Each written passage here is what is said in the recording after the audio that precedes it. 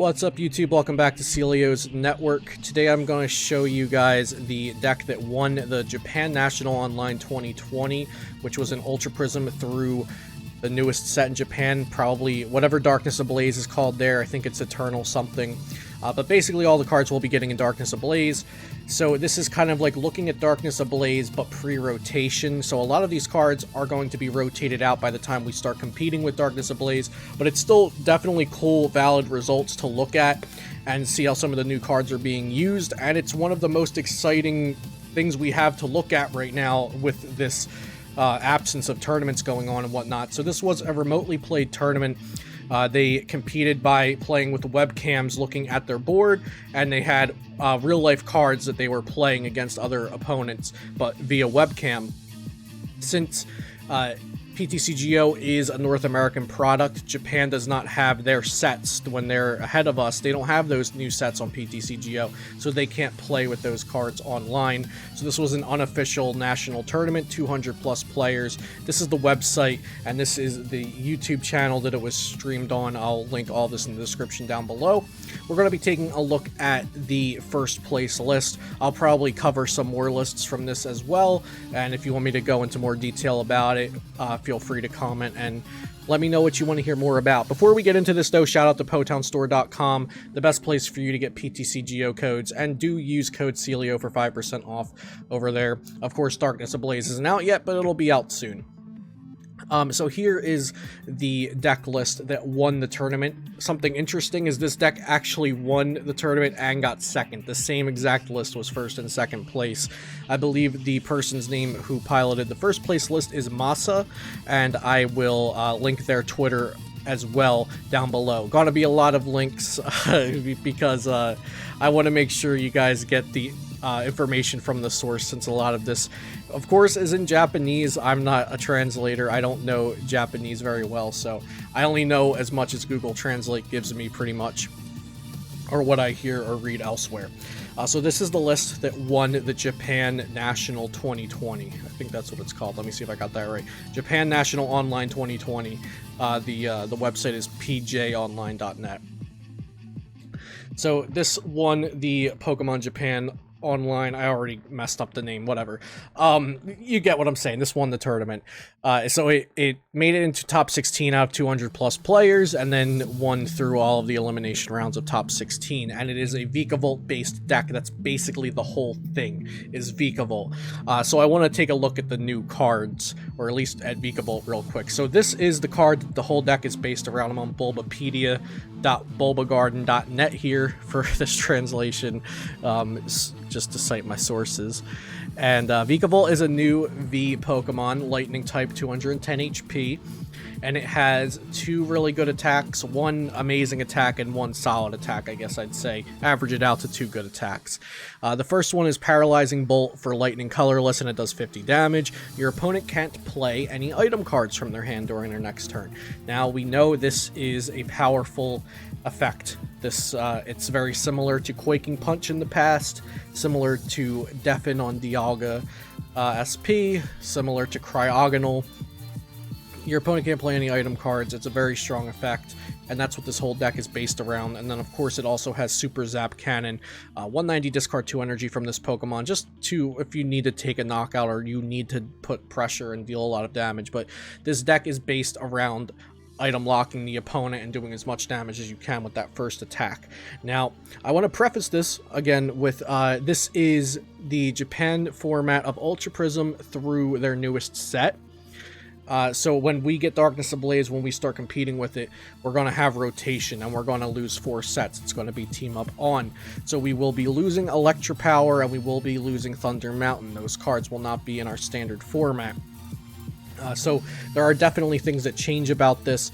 We're definitely gonna have to see if a deck like this can hold its own without Thunder Mountain and without Electro Power, since those are very important cards. But we will look at those now in this deck profile.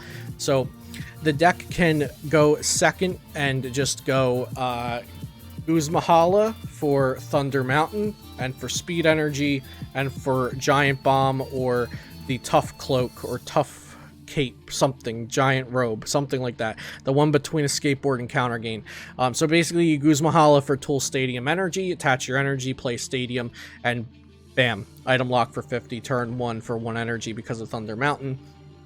You can do it for 80, for 110, etc. with your Electra powers.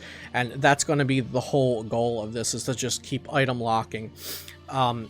It's nice that this also plays Giant Bomb, which seems to be a card that does well in Japanese tournaments. That might just be because it's a card that does well in early metagames, just like we saw with the Dragapult lists early on in the Japanese invitationals. Same here with Giant Bomb in the Vikavolt list. Now, the giant robe, or the big cloak, or whatever this thing's called, the tool next to counter gain, that is when it's attached to a basic Pokemon that is not a GX, give it plus 50 HP. So now we have this tanky Tapu Koko.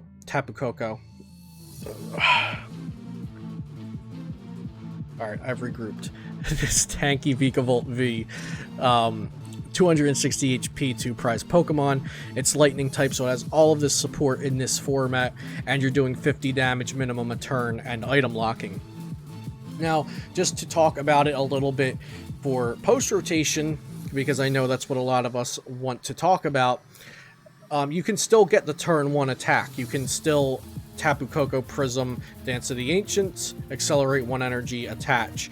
There's also going to be the new the energy acceleration that's, I don't know the name is escaping me. It's probably not going to be translated anyway, but it's similar to the old energy pickup. The card, flip a coin, if heads, attach a basic energy from your discard pile to one of your bench Pokemon.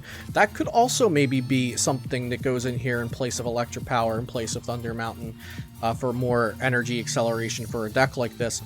One of the concerns is, will this deck be able to survive as just a Vikavolt based deck? I wanted to make sure I wasn't calling it Tapu Koko again. Vikavolt based deck without the Electra powers to buff the damage. Of course,